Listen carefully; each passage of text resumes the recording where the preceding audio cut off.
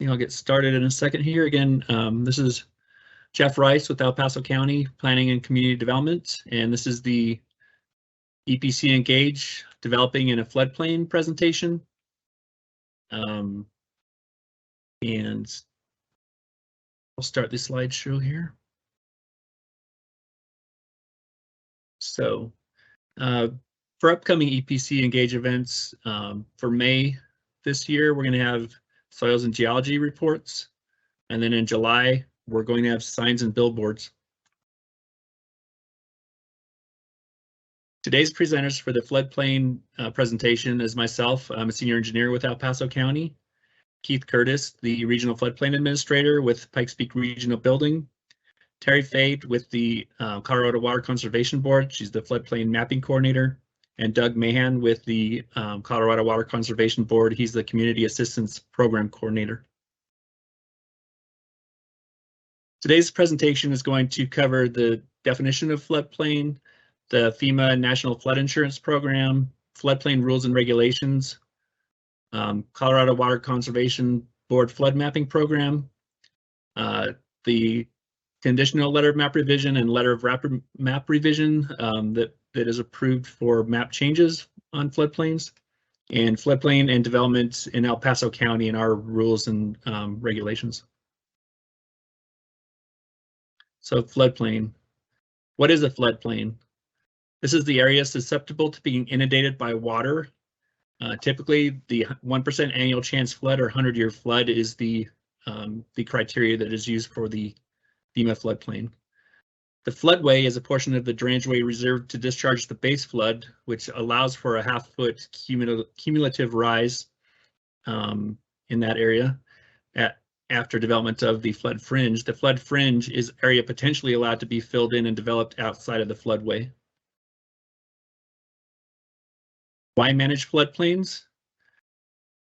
FEMA covers insurance for existing structures, and we want to avoid adverse impacts to others during development. Natural and beneficial functions of the floodplain should be protected. This would include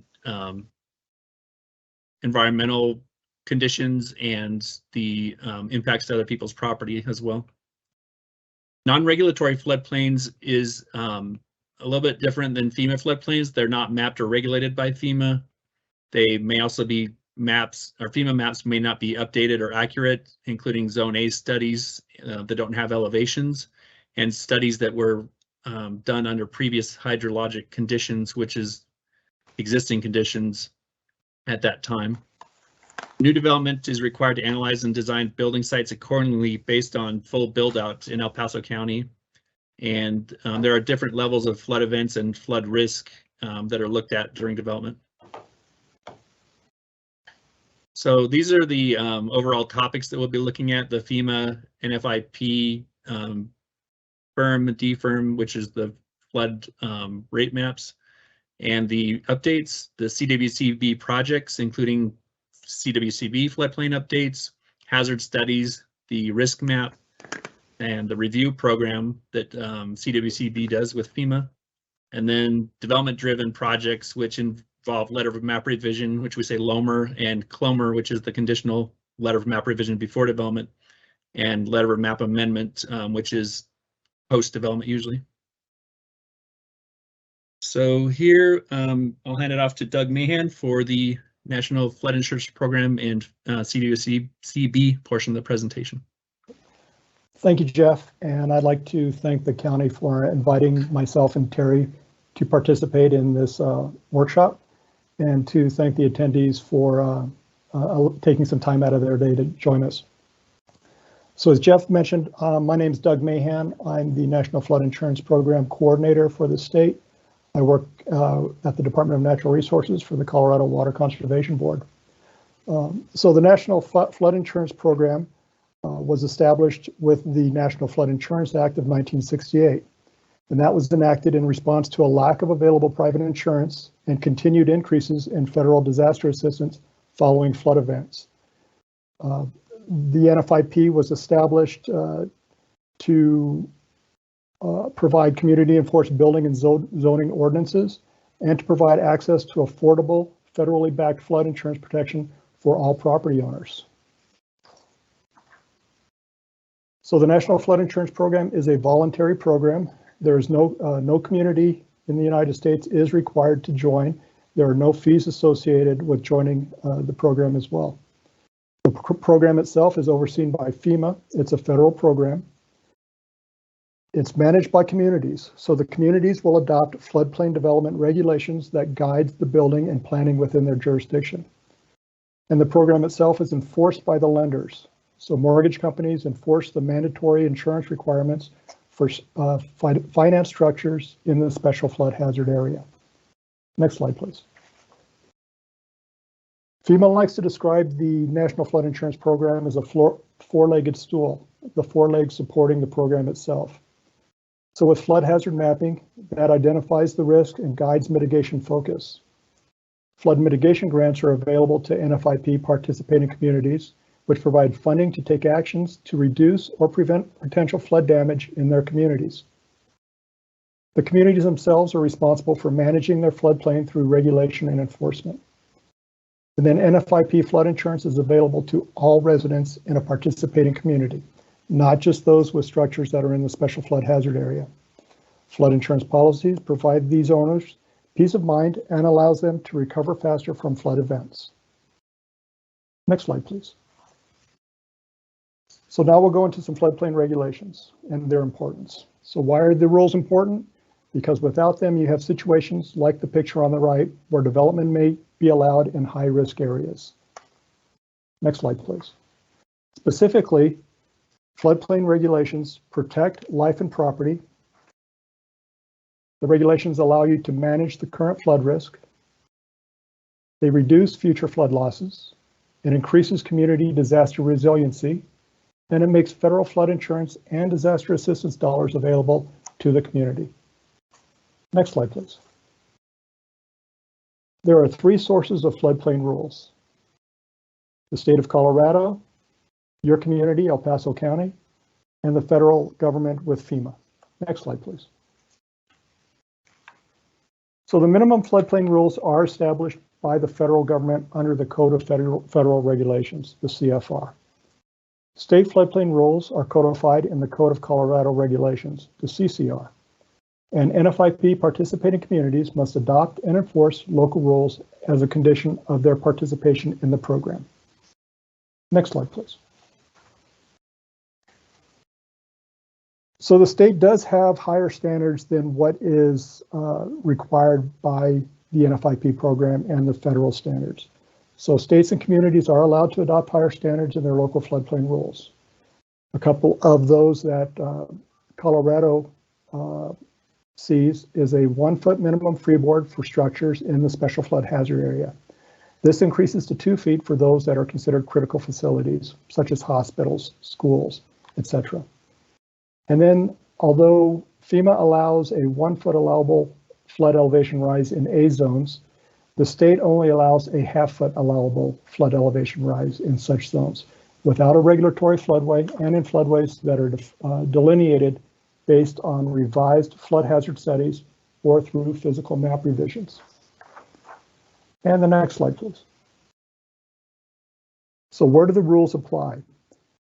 Regulatory floodways, the regulations apply in special flood hazard areas. These are identified through the mapping process and are recognized by the federal government and local communities. The special flood hazard areas are regulatory.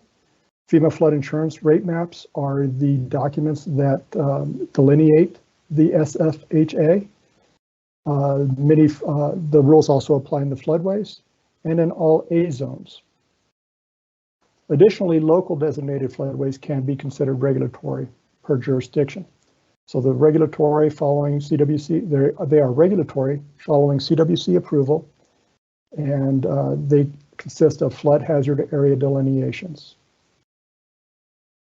Outside of the regulatory floodways, whether part of the SFHA or the locally designated floodplains, are the undesignated floodplains. These are non-regulatory and are used primarily by the community for emergency planning and development. And I'll hand it off to Terry Fade.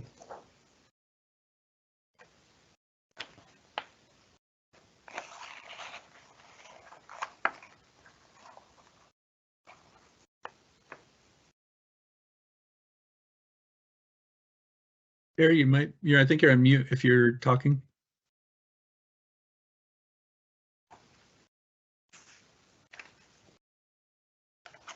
There we go.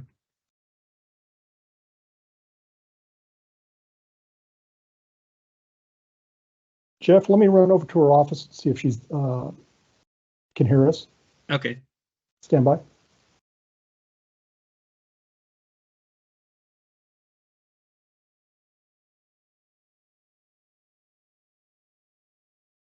There was like this huge delay. I apologize. Thank you, Doug. So the Colorado Hazard Mapping Program is, next slide, please, funded by the Colorado Water Conservation Board Floodplain Mapping Program handles obtaining LIDAR and doing floodplain mapping projects across the state. And after the 2013 flood, there was a statewide initiative to provide updated floodplain mapping across Colorado. And in 2015, the Colorado Hazard Mapping Program was initiated to provide mitigation and land use framework in areas likely affected by flooding, erosion, and debris flow. And as that funding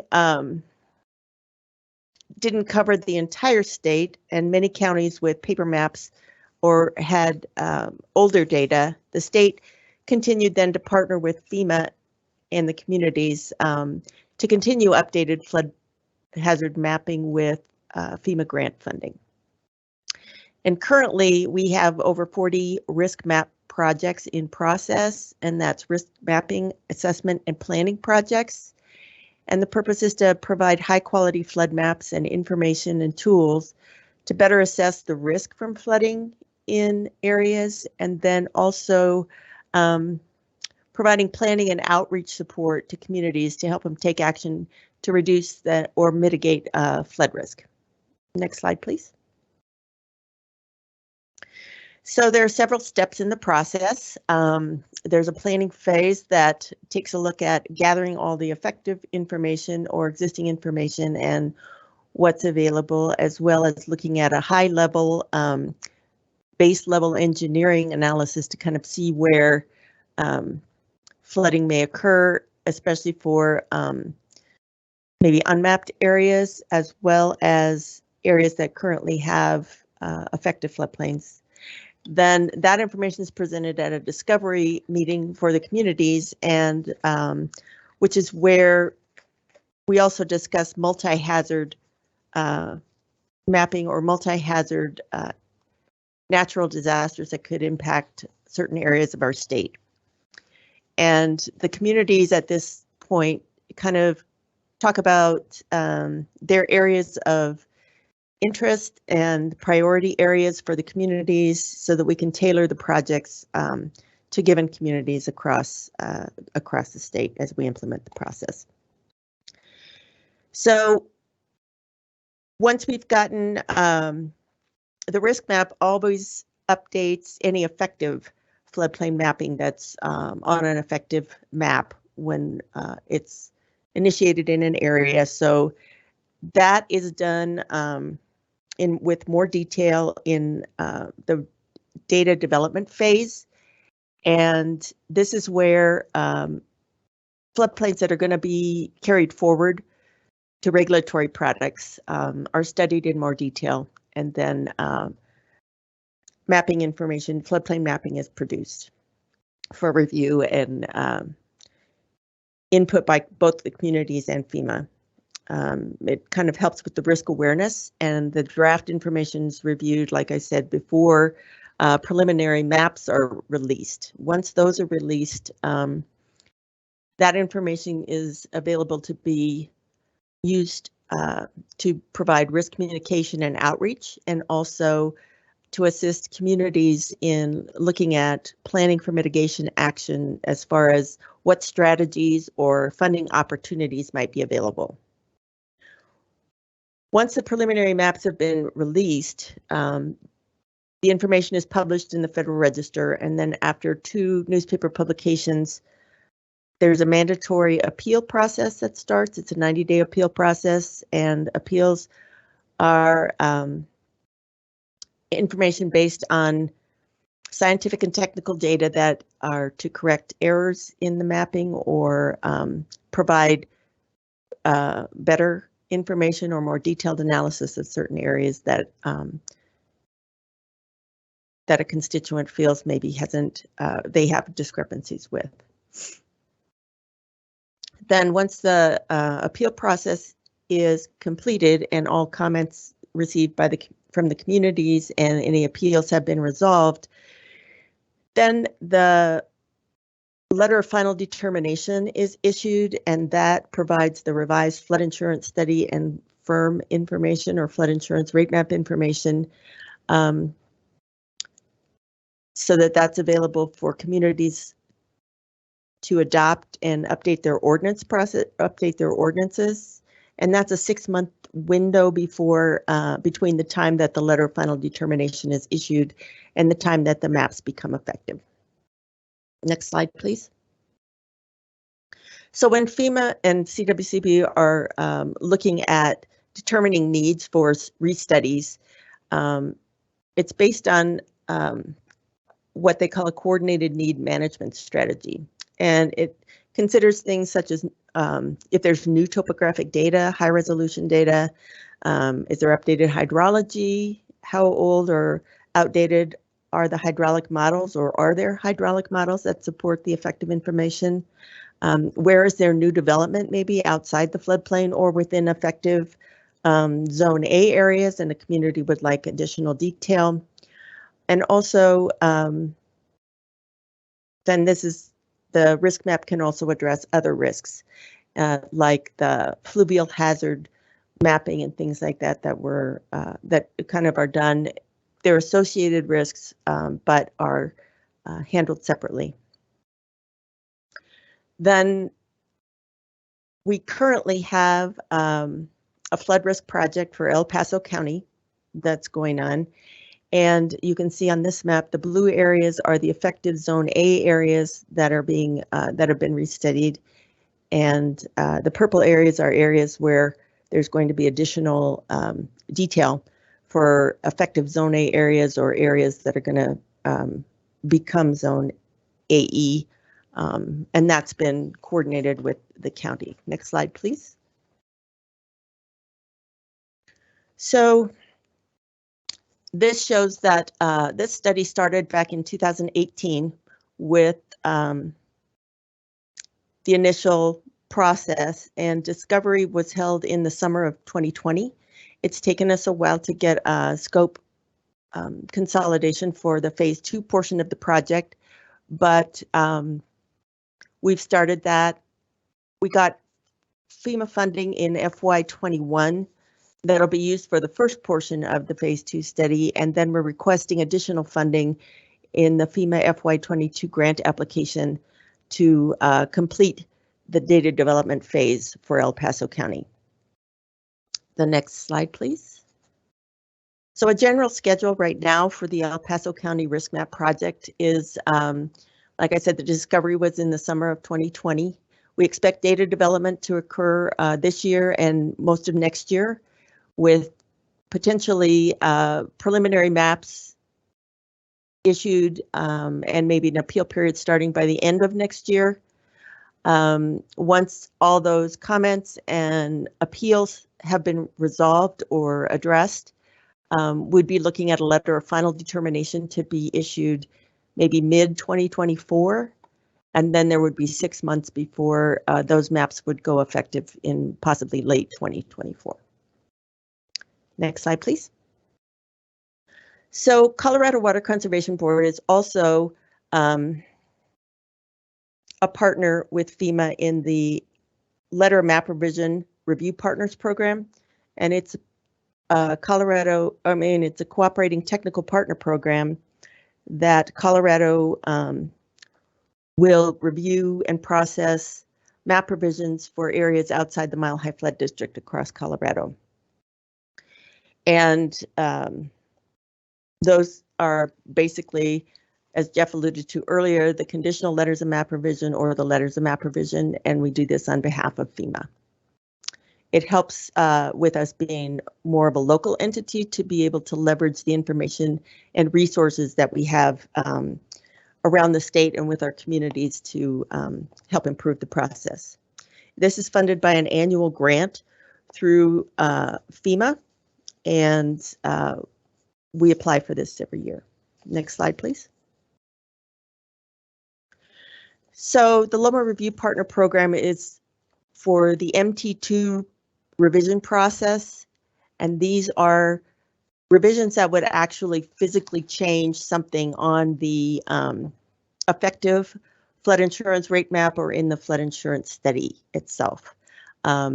Unlike letters of map amendment or letters of map revision based on fill, those are considered an MT1 process. So those are still done by one of FEMA's production and technical services contractors.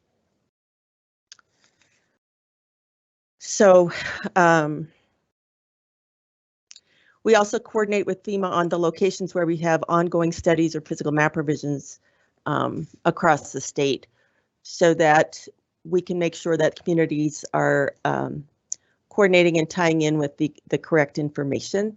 Oftentimes, if there's preliminary information in an area where there's also effective information, and those maps may be going effective, you know, in the relatively near future, then FEMA recommends they tie into both the effective and preliminary information during the LOMAC process or the letter of map change process, so that the community can see how the project, that it will meet floodplain requirements in either condition, and that information then is available for going forward. So if a LOMR is processed based on an effective map, when the LOMR comes in, if there's a newer map or that was based on preliminary information, then that information is already available for those tie-in purposes and things.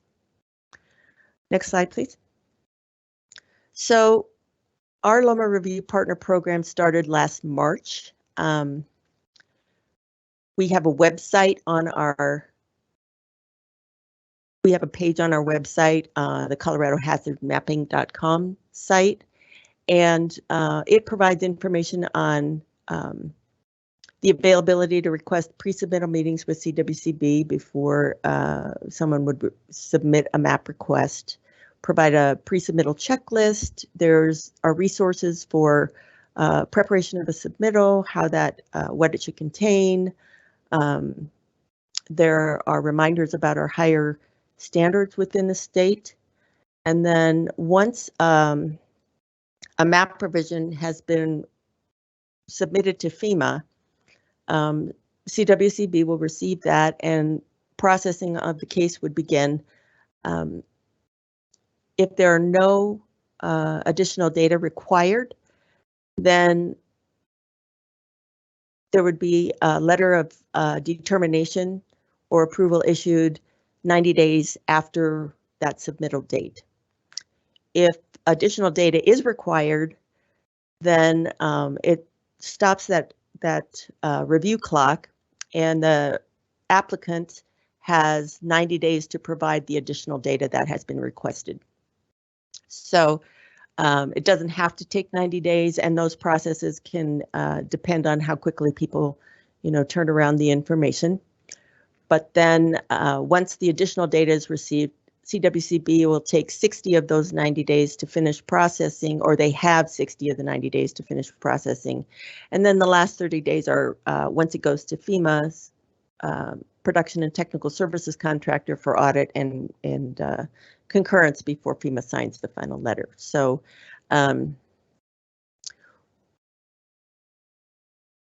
we do have that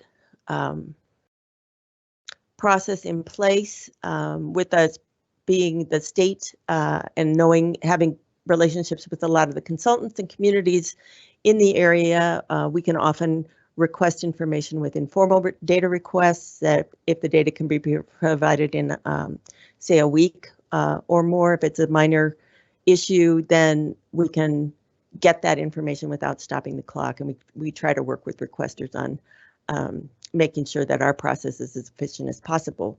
But it does depend on our caseload, the number of cases that we have, and the complexity of the cases, and what kind of the quality of the submittals that we get. So the best way to submit a letter of map revision is through FEMA's online LOMAC tool or letter of map change tool. And the other option is to mail a package to the Colorado Water Conservation Board. And if something comes to the Colorado Water Conservation Board, FEMA considers this what they call a paper submittal, even though it may be all digital and all the information may be digital. It still has a separate process because Colorado Water Conservation Board would have to open the case and then send the processing fee to the letter of map change clearinghouse to get that associated with the case. Whereas if you do FEMA's online LOMAC tool, while you're doing the application, you're actually paying the processing fee. And so all of it's done at once. There are no extra steps for FEMA. And so the online tool is about, I think right now it's like $250 less expensive than if it came through directly through Colorado Water Conservation Board. But we do have people that prefer to submit directly to us. So why would we do this program? And the reason we're doing the program, FEMA started this back in 2001. Mile High Flood District was the first cooperating technical partner to participate in this program. But for Colorado, the CWCB has been working to get this program for several years. It provides some intangible benefits to our requesters because we have local knowledge and the capability to work with the communities to get the best information. There's also customer service and accessibility benefits. We have pre-submittal meetings. We can do conference calls or meet on questions for additional data requests so that people are clear on what needs to be resubmitted and try to improve the efficiency. We also are able to collaborate and educate our Colorado community on what's required for these letter of map change submittals. And so as people learn more about what they need to provide, the process becomes more efficient and effective, and we can process more cases for FEMA and get more map revisions reflected for the state of Colorado with fewer funds. So those are our main two programs under the floodplain mapping process. Now I'll pass that on to Keith. Hey, Terry. Good afternoon.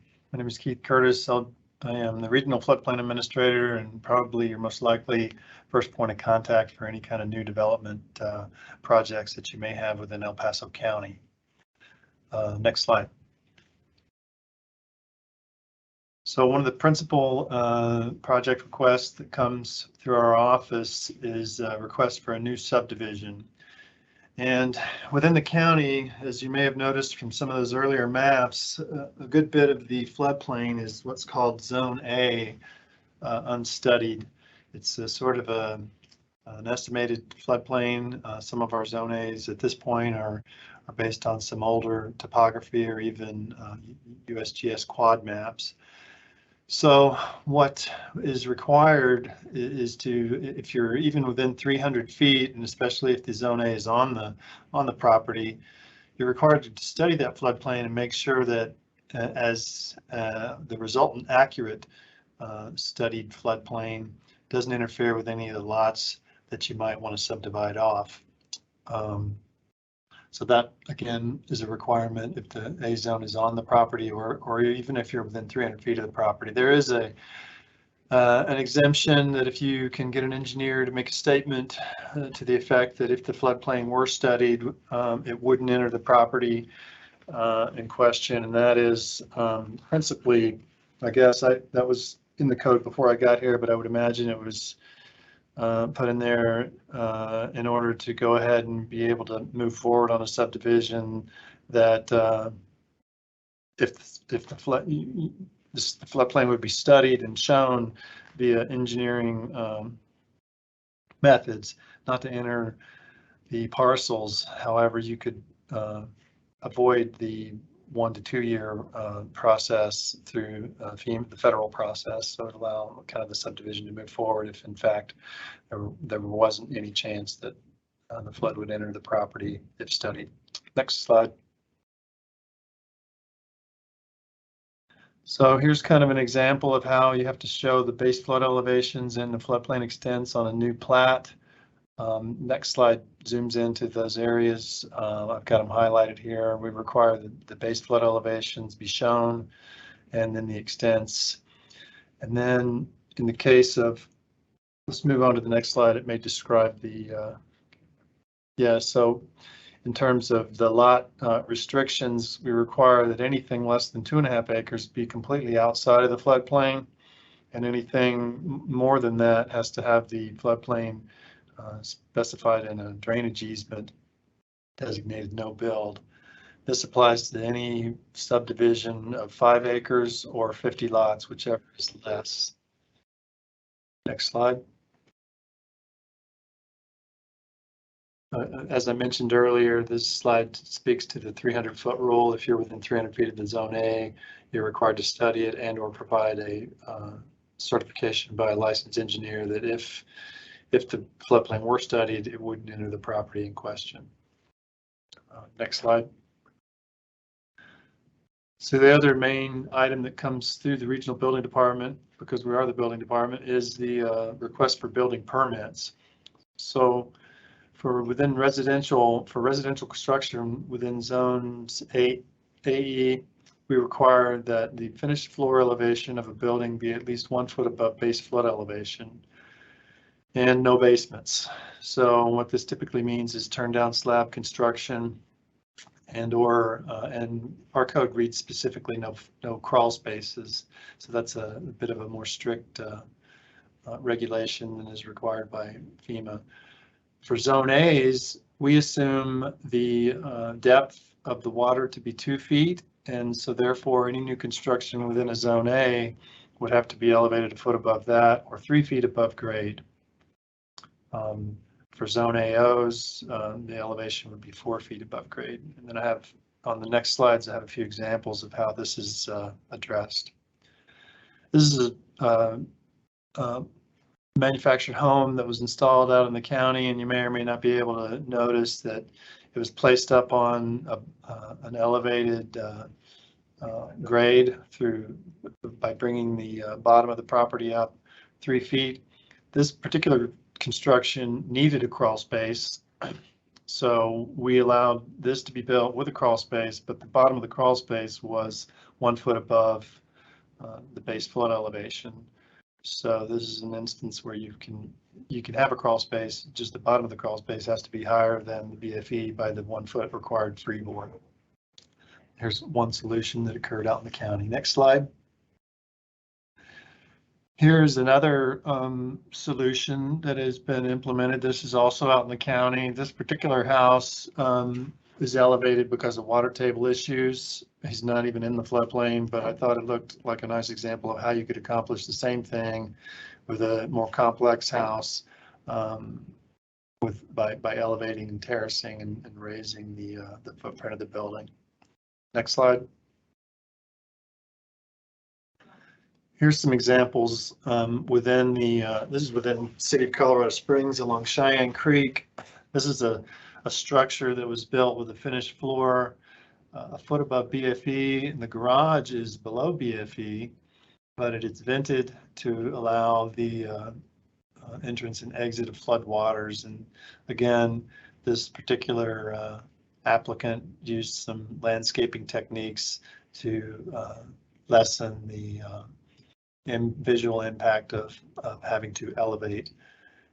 Next slide. Here's the same development. This is the house just upstream. It was a parcel that was subdivided into two, or replatted into two, not subdivided. And they use the same kind of methods with some landscaping, terraces to elevate and soften the transition from the front door to the main driveway area. Again, this the BFE here would be about, I think, about a foot or foot and a half up on the garage door, and he's also vented the garage on the sides in order to allow water in and out. Next slide, please. Another example in the North Nevada area where a house was burned. This particular house was burned, and they had to do a substantial, what's called a substantial damage remodel. And so when they came back, they elevated the main house and then used some terracing to kind of help with the transition from grade up to the main level of the house. Next slide. That's the end of my discussion of the local rules, regulations, and solutions. So I will hand this off to Jeff, I think. I think you have a couple more on commercial now. Commercial construction. Yeah. I apologize. That's okay. Commercial, same conditions as residential. Oh, except there is a dry flood proofing option. That's correct. I forgot about this piece. So next slide. So what will occur on a commercial renovation in order to comply with, if the building exists and you can't elevate it necessarily? Here's one solution that the developer selected: to install a cement knee wall around the perimeter of the building. This particular building has only two entrances, the front door and then the side door, and they chose, excuse me, flood-proof doors. So between the knee wall and the flood-proof doors, this structure is considered flood-proof. Next slide. Here's the front door, that same structure. These things are certified, and so in the end, when you do a commercial flood-proofing certificate, you would provide an elevation certificate and then also a flood-proofing certificate where an engineer would certify that these doors and also the knee wall and all the appurtenances are together result in a flood-proof situation. Next slide. Alternatively, there are available these aqua fences, which come in multiple sizes and scopes to flood-proof areas of the building that may or may not otherwise be constructed flood-proof. In this case, they've got a door that was, I guess, too big to flood-proof, or it looks like a sliding door that maybe perhaps wasn't even possible to flood-proof, and they've chosen this to kind of block off the front door. In this case, the base flood elevation would be about 2 feet, and then the aqua fence would need to go 1 foot above that. Same criteria with the base with the freeboard. Next slide. Here's an example of a structure that was built, and they decided just to aqua fence the entire structure. In these cases, the aqua fences are stored on site and can be deployed in the event of a flood. There has to be a deployment and a maintenance plan submitted, as well as the flood-proofing certificate for this kind of an installation. Next slide. Okay. Now that's the end of my presentation. Thank you, Keith. So yeah, now let's get into the El Paso County process, which goes kind of hand in hand with Keith's process.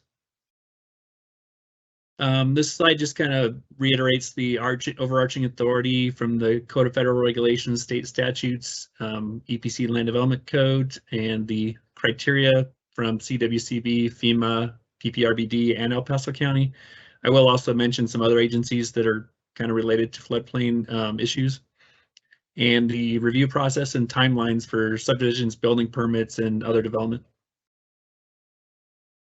So, Code of Federal Regulations, I think Doug had mentioned these before. There's the NFIP and the FEMA, which comes from the federal codes. And in the state statutes, this quote that I have here is focusing on how the land development process, subdivision regulations tie in general, maps and plans for studies to prevent stormwaters in excess of historic runoff caused by the proposed subdivision from entering, damaging, or being carried by conduits, water supply ditches, and appurtenant structures and other storm drainage facilities. So this has to do with development and development's impacts on the runoff and floodplains. So this continues to the standards and technical procedures to review the plans. We need to ensure proper drainage ways and detention facilities, and to make sure the stormwaters generated from the 100-year storm are either not in excess of the 100 historic volume, or they're handled through the floodplain process for how that affects the land, both in the undeveloped and improved condition, and how it is affecting the developed condition. So we had the Colorado Water Conservation Board requirements. This kind of reiterates that there's rules and regulations for floodplains. The floodplain and stormwater criteria, which is currently being updated. That's what the little asterisk is there for. Those applied throughout the state, and then also the hazard mapping that was discussed. The Colorado Division of Water Resources state engineer also enforces dam safety and standards and water rights issues, which are for dam safety that could involve 100-year floodplains, but they have separate standards for dam design and embankments that address the design storms and those issues. So those kind of are associated processes when we have dams and detention facilities. So this section of the Colorado Revised Statutes regarding areas of state interest ties into the county's 1041 and area of state interest regulations. And floodplain impacts is one of those areas of interest that could require a permit for a 1041 application. Keith mentioned, he went through the PPRBD requirements. Pikes Peak Regional Building Code, PPRBC, Section 313 addresses floodplain. And in the County Land Development Code, Sections 6.3.2 and 8.4.2 B1 address floodplain, and the Engineering Criteria Manual, Section 3.2.10 addresses that. The EPC Drainage Criteria Manual has several sections that address floodplains and 100-year design requirements. And our Drainage Criteria Manual update, we do have several pieces of criteria that are kind of work hand in hand. Sections 8 through 10 of that update addresses floodplain and design requirements. So some other agencies that would be involved in some projects, depending on where they're at, would be U.S. Army Corps of Engineers, which would involve wetlands and waters of the state that are being disturbed with any floodplain changes or land development. The Fountain Creek Watershed Flood Control and Greenway District has jurisdiction over the floodplain between Fountain and Pueblo. So if there's any projects that are in that actual FEMA floodplain, then the Fountain Creek Watershed would review those projects. And their advisory on developments outside of that floodplain. So anything within the Fountain Creek watershed, which is in that district, includes El Paso County and Pueblo County. And then again, the Colorado Division of Water Resources addresses dams, embankments, and water rights, and those are usually involved in the larger projects that are affecting floodplains. So these again are the agencies that have the criteria that we're looking at. And specifically in the Land Development Code 6.3.2 environmental standards, this involves standards required to be addressed for disturbing drainage facilities or altering drainage in association with development activities. Section 8.4.2 B1 addresses subdivision design improvements and dedications. So that's when you get into the platting process and those flood hazard area requirements that go back to Chapter 6 for all development, and then the additional standards. This is a little flow chart that kind of shows what Keith had mentioned before. Is your subdivision larger than 5 lots or 5 acres or 50 lots, then you have to look at addressing the floodplain. Is there a floodplain on the site? Is it unstudied? Then that gets you into the category where you have to produce the floodplain elevations and boundary if there is an unstudied zone A or a extension of a floodplain, like Keith had mentioned, from within 300 feet that would extend onto your subdivision. And then FEMA would need to approve those through the processes that Terry described, through the conditional letter of map revision. If you're doing your plans before you do the project, and then the letter of map revision would finalize those approved base flood elevations. And then the part to the right addresses the 2.5 acre lots and where the floodplain can be within an easement on those, but it must be in a tract if it's a smaller lot subdivision. So the engineering criteria manual 3.2.10 discusses major drainage ways and floodplain management, permitting and regulations, embankments, and levees. ECM, as a reminder, criteria are minimum design and technical criteria, and all design and construction shall meet those or exceed those requirements. The Drainage Criteria Manual, or DCM Volume 1, has floodplain standards in Section 2.7, flood proofing. It's kind of the document's a little bit older, but I think most of the, again, working with Keith in the regional building department to address flood proofing, that's where that commercial projects would be addressed. Chapter 10 addresses open channels and structures for those design requirements. And Chapter 12 gets back to flood proofing as well. So the DCM update, which was adopted in 2015, I believe, plus or minus, has Section 8 is estimating base flows for channels. Section 9 is design flows and for low flow channels. And then Section 10 addresses the requirement for design hydrology based on future development conditions, which would basically be the contributing basin that the 100-year flows would come from into those channels.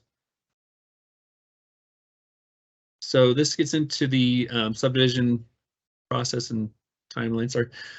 So usually with the preliminary plan, all proposed drainage improvements need to be preliminary designed. And then that would be the point in time as if a conditional letter of map revision is required, which again would be determined by Keith Curtis, a regional floodplain. You would design the channel and work with El Paso County and Keith to make sure the proposed design is not going to cause negative impacts to others. And the preliminary plan would show those designs, and the conditional letter of map revision can be submitted to CWCB and FEMA for approval. If there's a floodway, this gets into the kind of the discussion that Keith had done with the no rise certification or conditional letter of map revision. So those, if the floodway is there, those additional requirements apply. That would typically be a Zone AE project. Plans involving floodplain revisions need to be conceptually approved by PCD through our process to avoid potential revisions once you've submitted to CWCB and FEMA, to make sure you're not basically wasting 90 days or more when the county requires something different than what was submitted to those agencies. So drainage improvements affecting floodplains may be required by the county based on a drainage basin planning study. That's what a DBPS is, or an individual site channel analysis if there is no drainage basin planning study for a particular site. So the drainage plans and studies for subdivisions and preliminary plans will address those. If the floodplain is already studied and will remain unchanged, the subdivision documents will just show the studied elevations based on the current FEMA mapping. And then again, based on county requirements, the drainage easements need to include development, like fully development flows based on the upstream conditions. And those can take into account flood control structures and detention facilities. In some cases, the facilities are not large enough to be considered significant. So we're looking at the kind of the worst case flows coming from upstream. So once you get past the or I guess this site construction and permitting affects both if you have a situation where you're doing a LOMR or what we call early grading sometimes, which is standalone grading or pre-subdivision site grading. You'd be required to get all the permits required, including planning and community development and PPRPD and the appropriate state permits. And if you do have a conditional letter of map revision, that would need to be approved. And then you'd need a floodplain development permit, which is obtained from regional, from Keith Curtis. And then also the CDPHE, which is state stormwater permitting requirements need to be met, which would be reviewed with the site development grading for the pre-subdivision grading or standalone grading projects. And then again, other agencies such as Army Corps of Engineers, Fish and Wildlife, Colorado Parks and Wildlife, and Fountain Creek District may have requirements based on the condition of the site and whether there's wetlands and wildlife and things like that. So those agencies are referral agencies that we send projects out to get any input from them. And they could have separate permitting requirements. So once you've got your pre-subdivision or standalone grading complete, so the standalone grading could be if you're not doing a subdivision. So once it's complete, you can do your as-built surveys and certifications. They're required for both PCD and for FEMA to finalize the floodplain approvals. And then the FEMA process is finalized through the letter of map revision. And there is a comment and appeal period, like Terry had mentioned. And then maintenance provisions is one thing that needs to be addressed depending on the type of project. If there's detention or a channel that needs to be maintained by the county or a district, we need to make sure those documents are, maintenance agreements are available. And then the subdivision plat and other documents will show the updated floodplain elevations and boundaries. And those subdivision plats require the floodplain to go through the appeal process and have the final approval before being recorded. So as far as building permits after the subdivision process, or if you just have a lot that doesn't need a subdivision, the site plan would show the structural locations and elevations to comply with the requirements that FEMA and Keith Curtis had mentioned before. And that includes septic systems being outside of the floodplain and wells beyond just the building structures. You have those issues to check, and the wells would be and septic systems would be the health department, and the state engineer for the wells. And then there's other types of structures, which could be agriculture or pole barns, which might have a little bit different requirements because they aren't residential. So those are addressed in the Land Development Code, and Keith Curtis would address those through the Regional Building Code on those types of structures if they require permits. So as far as timeline, the preliminary plan and LOMR typically take 1 to 2 years, depending on the size of the project. It could take longer if it's a really large project. And then the site construction and permitting depends on the site again. So 6 months for a small project to 2 years. If you do need environmental permits, that could really extend the time frame, especially if there's wetlands or other environmental issues that need to be addressed on the site for the development. The final plat and letter of map revision process could take 1 to 2 years once the project is getting completed and you get the surveys and certifications and agreements. And again, there's the comment and appeal period. And on the next slide, I'll kind of show the slide that Terry had before on the process. And then building permits through regional building departments that require a site plan or site development plan. Those review processes are usually shorter. It just depends on the size of the project and whether it's commercial or depending on if the site is doing additional grading or anything like that. So this kind of reiterates the timelines for the review process. This is on the CWCB website, and it talks about those 90 days, less than 90 days.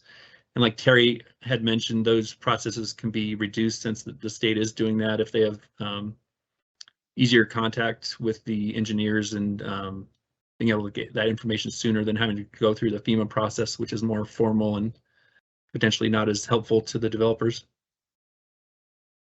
So there's a slide of links and references, and this will be available when this gets uploaded to the PCD website. So it has all the FEMA, PPRBD, CWCB, and other agencies. And of course, the link to the EPC Engage. And I think now we can get to any questions. First, let me thank Keith and Doug and Terry for being able to participate and help us with the slides and help us with the presentation. And also thank you to Blake for running the technology. So we cleaned up our technical issues before we got this started today, so that was good. So are there, let me see if there's any questions here. I don't see any. Yeah, no questions yet. Okay. Give you guys a couple seconds to see if anybody wants to enter a question. I guess I had maybe a question for Terry as far as the number of cases that CWCB reviews on the letters of map revision. Is there a round ballpark number that you currently have under review? I mean, it just seems like we're really busy right now, so I'm assuming the state's really busy.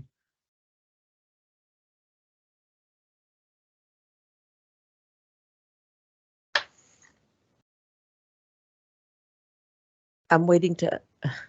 Come on, I'm waiting to unmute. I'm sorry. You're For some good, reason, man. it's taking a really long time. Yeah, so we have about 40 cases in process at any given time right now, and some of those may be active or inactive depending on if we're waiting for additional data or not. So it's so it has been really busy for us as well. Okay. Jeff, it looks like we got one question. Okay. So it says, what do I need if I just want to grade within a floodplain with no structures? So basically that would involve a standalone grading permit and permitting through Keith Curtis. And Keith, you might want to, I guess, discuss what the floodplain development permit would be for that. Well, it would depend on what zone you're in, but so principally we'd need a grading plan before and after, and if you were within an A zone, we would need an engineer certification for less than 6-inch rise as discussed during the presentation. And if it happened to be within the actual AE floodway, we would need a 0 rise certification or an approved LOMR that would have been run through CWCB.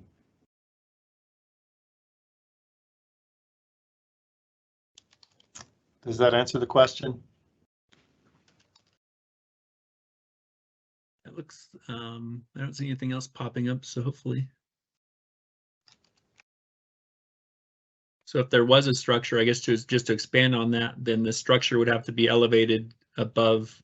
And maybe there's something we didn't touch on, is if someone does a letter of map revision based on fill, which is kind of a shorter process, they still have to elevate the structure above what the floodplain would have been in that area, correct? Well, that's what the bill would have been for typically. So the one restriction to the letter of map revision with fill is that you can't fill up to get the ground to basically above base flood elevation and then put in a basement. So there's no basements allowed when you achieve a letter of map revision via fill. A basement still wouldn't be allowed. Okay. I believe the question was just about grading. So like I said, it depends on the particular zone. The easiest piece of grading that you could do would be just in the flood fringe of the zone AE, which would just be basically no engineering reports required, just a grading plan before and after. Right. I'm not seeing any more questions. Yep, no new questions. Okay. So again, for upcoming events, in May, we're going to have soils and geology reports, and in July, signs and billboards. So hopefully anybody that's interested in those types of issues can attend.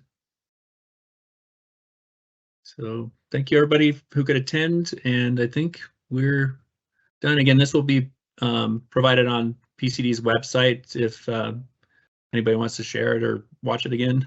So once it gets recorded and finalized, it will be on there on the EPC engaged links.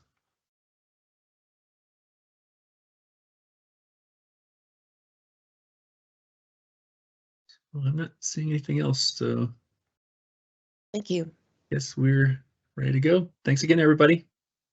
Thank you all.